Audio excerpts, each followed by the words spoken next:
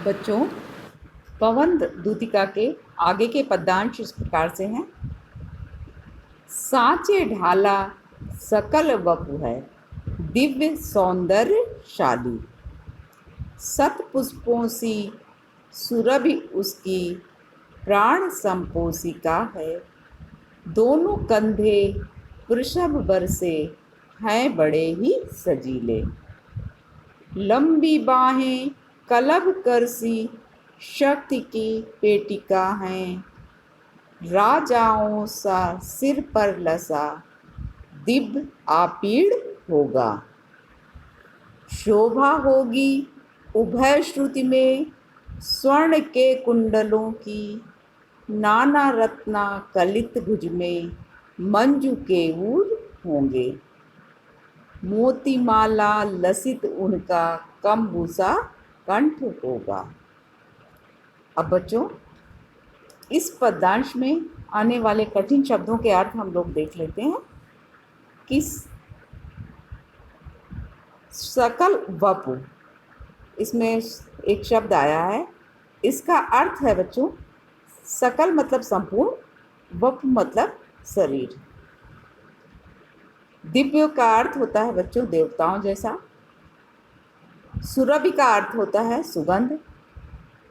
प्राण संपोषिका का अर्थ है प्राणों का पोषण करने वाली धाय। अब वृषभ वर्ष का अर्थ होता है, वृषभ मतलब बैल या सांड के समान श्रेष्ठ। तो इस वृषभ वर्ष का अर्थ होगा बच्चों सांड के समान श्रेष्ठ। कलभ करसी मतलब कलभ का अर्थ होता है बच्चों हाथी, और कर हाथी की सूंड को कहा जाता है। तो कलभ करसी का अर्थ है हाथी की सूंड जैसी। लसा का अर्थ है सुशोभित। आपीठ का अर्थ है मुकुट। उभय का श्रुति का अर्थ है दोनों कान। मंजू का अर्थ है बहुत सुंदर। कम्बुस्वा का अर्थ है शंख जैसा। बच्चों, इस पद्यांश में राधिका पवन दूतिका को अपने प्रियतम श्री कृष्ण की शोभा का वर्णन करते हुए उनकी पहचान को बता रही हैं। अब देखते हैं। साँचे ढाला सकल वपु है, दिव्य सौंदर्यशाली।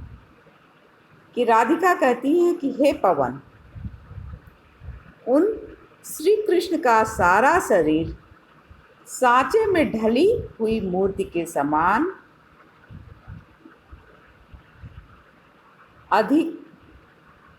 अत्यधिक सुडौल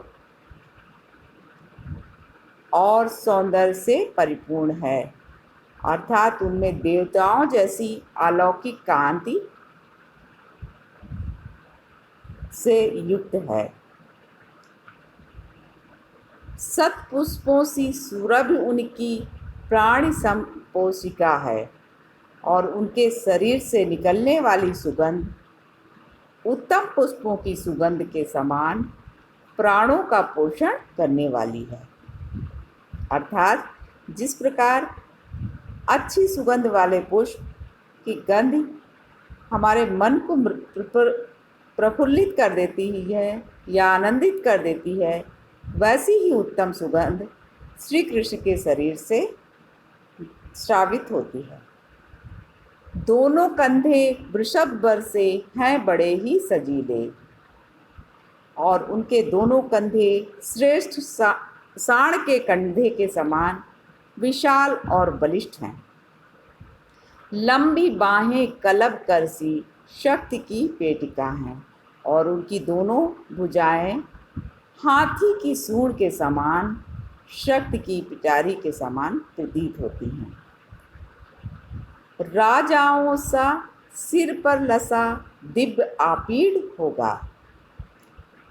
और हे पवन, उनके सिर पर राजाओं के जैसा अलौकिक कांतियुक्त मुकुट सुशोभित होगा।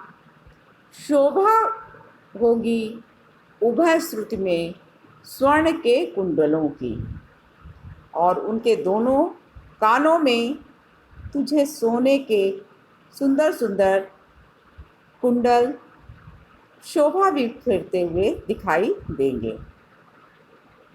नाना रत्ना कलित भुज में मंजू केऊर होंगे, और वे अपनी दोनों भुजाओं में विभिन्न प्रकार के रत्नों से परिपूर्ण सुंदर भुजबंद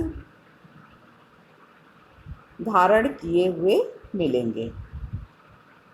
मोती माला लसित उनका कंबुसा कंठ होगा, और इसके साथ ही उनकी शंख जैसी सुडौल सुंदर गर्दन में मोतियों की माला सुशोभित हो रही होगी। बच्चों, इस पद्यांश में से भी आपको उसी तरह से प्रश्न बनेंगे कि पद्यांश के पाठ और कवि का नाम लिखिए अथवा उपर्युक्त पद्यांश का संदर्भ लिखिए। एक अगला प्रश्न बनेगा, इसमें रेखांकित अंश की व्याख्या कीजिए। तो इसमें रेखांकित अंश की व्याख्या इस तरह से होगी, क्योंकि इसमें बच्चों राजाओं सा सिर से लेकर कंबुज सा कंठ होगा, यहाँ तक की पंक्तियाँ रेखांकित हैं। तो इनमें आपका इन पंक्तियों का की व्याख्या इस प्रकार से है कि उनके सिर पर राजाओं के जैसा अलौकिक कांति युक्त मुकुट सुशोभित होगा, और उनके दोनों कानों में तुम्हें सोने के सुंदर कुंडल शोभा बिखेरते हुए दृष्टिगत होंगे। वे अपनी दोनों भुजाओं में विभिन्न रत्नों से परिपूर्ण सुंदर भुजबंद धारण किए हुए मिलेंगे। इसके साथ ही उनकी शंख जैसी सुडौल सुंदर गर्दन में मोतियों की माला सुशोभित होती दिखेगी। बच्चों, इसमें अगला प्रश्न ये बनेगा कि प्रस्तुत पंक्तियाँ किस प्रसंग पर आधारित हैं। तो बच्चों, इस प्रश्न का उत्तर होगा कि प्रस्तुत पंक्तियों में राधिका पवन दूतिका को अपने प्रियतम श्री कृष्ण की शोभा का वर्णन करती हुई उनकी पहचान बता रही हैं। बच्चों, अगला प्रश्न इसमें यह बनेगा कि राधिका के अनुसार श्री कृष्ण का शरीर किसके समान है। बच्चों, इस प्रश्न का उत्तर है कि राधिका के अनुसार श्री कृष्ण का शरीर सांचे में ढली मूर्ति के समान अत्यधिक सुंदर और देवताओं जैसा है, और जिसमें कि अलौकिक कांति दिखाई पड़ती है। अब बच्चों, अगला प्रश्न इसमें यह बनेगा कि राधिका श्री कृष्ण के शरीर के संबंध में पवन दूतिका को क्या बता रही हैं।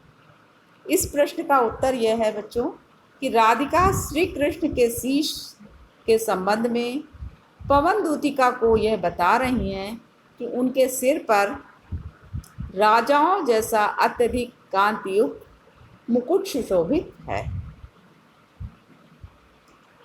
अगला प्रश्न यह बनेगा बच्चों, श्री कृष्ण के कंधे और बाहें कैसी हैं। इस प्रश्न का उत्तर यह है कि श्री कृष्ण के कंधे सांड के कंधों के समान बलिष्ठ और सजीले हैं, और बाहें हाथी के सूंड के समान शक्तिशाली हैं। बच्चों, इस तरह से इस पद्यांश से संबंधित व्याख्या थी और उससे संबंधित प्रश्न थे, और इनको अपनी अभ्यास पुस्तिका में नोट कर लीजिएगा।